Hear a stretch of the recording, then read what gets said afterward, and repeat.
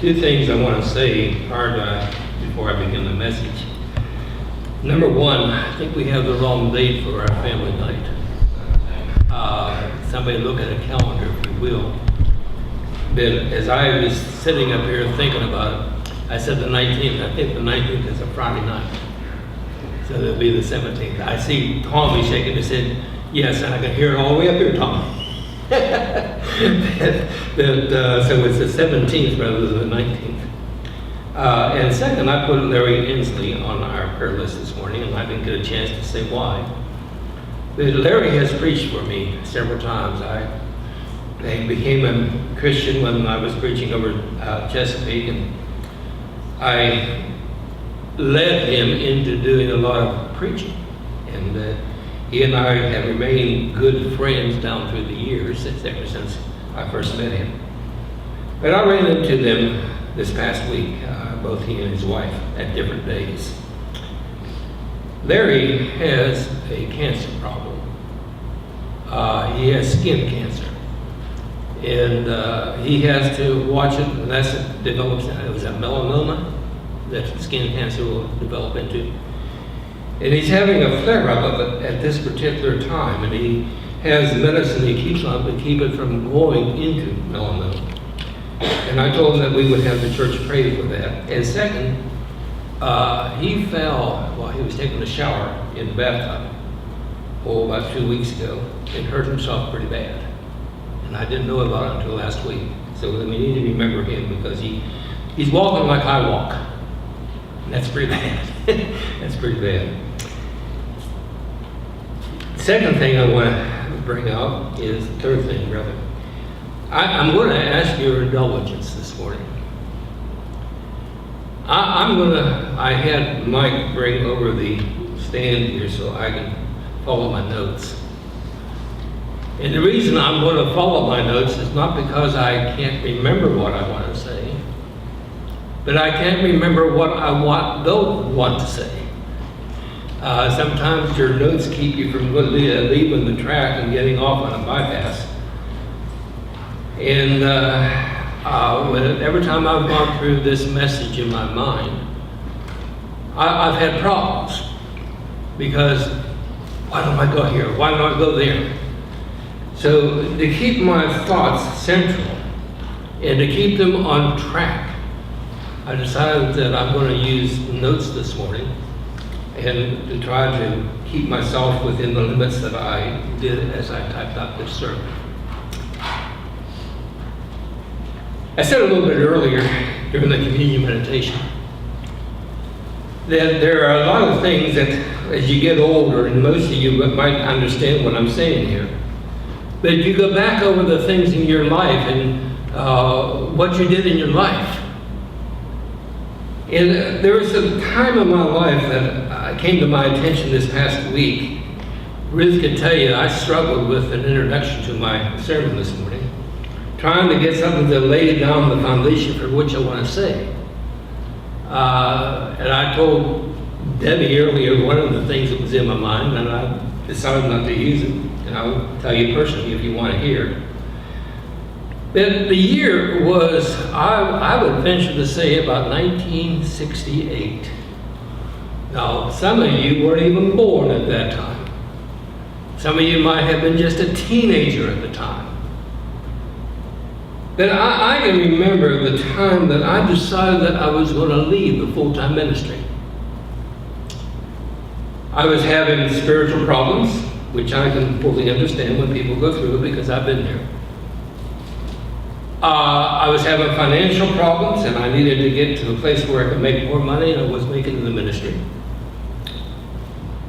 And so after my wife and I discussed it for some time, we decided that we were going to go into secular work rather than religious work. And I accepted a position at the time of teaching in the Huntington College of Business. It's now a junior college, meeting in the library uptown. And I was teaching subjects such as shorthand, business English, business communication, some math classes, and accounting. My wife joked around and said the only class that she would not allow me to teach was how to teach in the secretary, how to sit in the boss's lap, and she didn't want me to teach that. But I started very quickly after that. The church in Gandat actually forced me back into a part-time ministry. I walked in to worship there one Sunday morning, and they put me into the class of teaching the senior adults. Then when the preacher resigned, they came to me and asked me to fill the pulpit till they were able to find a preacher, and I was there for about a year. If you can imagine that after I left the teaching position, I went into working in a CPA firm. And there were times, especially during tax season, that I would put in anywhere from 70 to 80 hours into the job. In addition to that, I was holding down part-time ministries. Went to Gandat, up to Tyler Mountain, down to Raceland, up to St. Albans and Chesapeake, and preached in some of those churches. And trying to hold down a part-time ministry required some visitation, which I'm not able to do now. And because I was working in a field of accounting in which I was never educated and unfamiliar with, I did a lot of study at home when I was having problems with my accounting.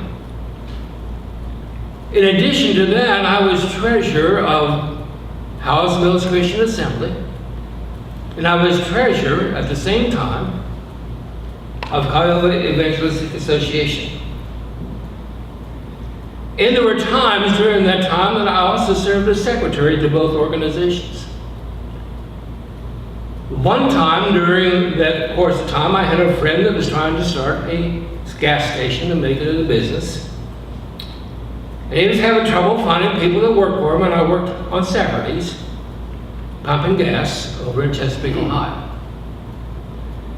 Needless to say, I had very little time for my family or for anything else. And I thank God for the wife I had, because she did a great job with my children. But I did try to make time for them. It was 1983 that God led me back into the full-time ministry. And at that particular time, during that particular 15, 16 years that I was so busy doing everything in the world, I could not see what was going on in the world around me. I existed, and that was about it.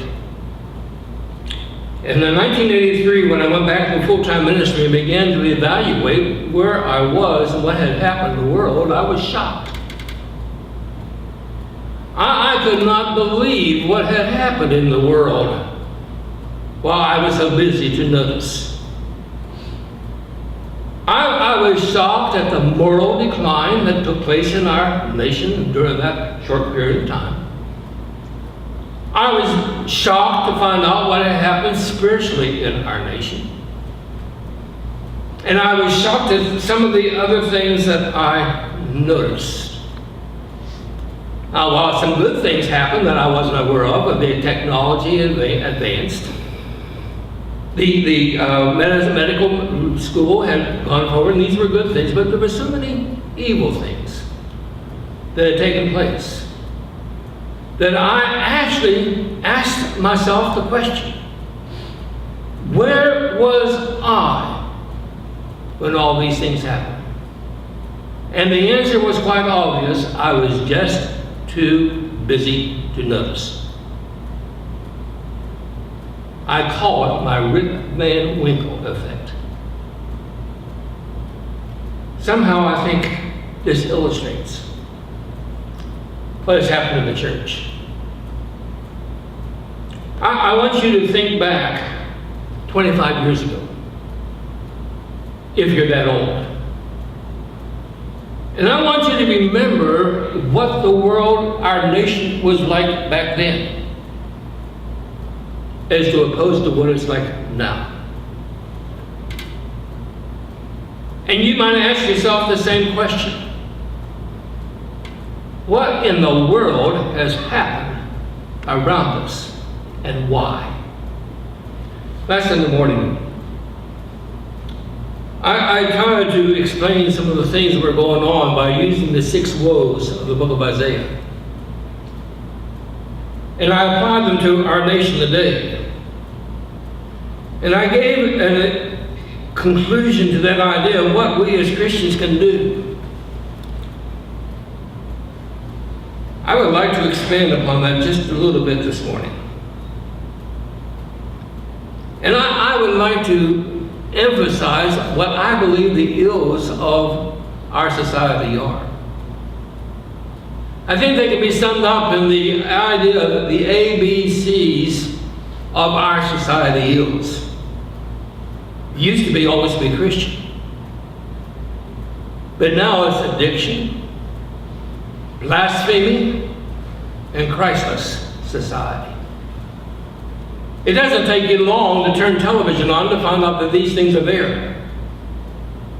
It doesn't take you long to realize as you look around and see what's happening in our nation, in our city. And you will see these things are there. And I firmly believe that there is a message that we as Christians need to get up. I think we as Christians have been long too silent as to what's going on in the world. I think we as Christians have long been too quiet. And because of our being quiet and because of our being silent, Satan's had a heyday and really torn down the principles upon which our nation was built. I think these things, and I think that if we remain silent, then Satan's going to continue, and our nation is going to be listed among the has-beens of world history. We are watchmen. The church is a watchman. Christians are watchmen, and we need to sound out the message of the gospel of Christ in order for the world to know that the only hope that we have is found in God's Word and in Jesus Christ.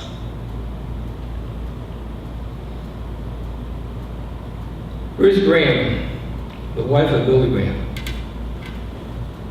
made a comment, and I think she was quoted from somebody else, but I'm not sure.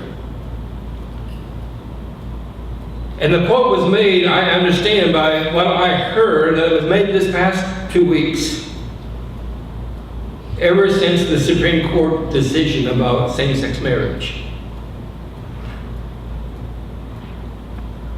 She made the statement that if God does not bring judgment down on the world, on our nation, then he's going to have to apologize to Sodom and Gomorrah.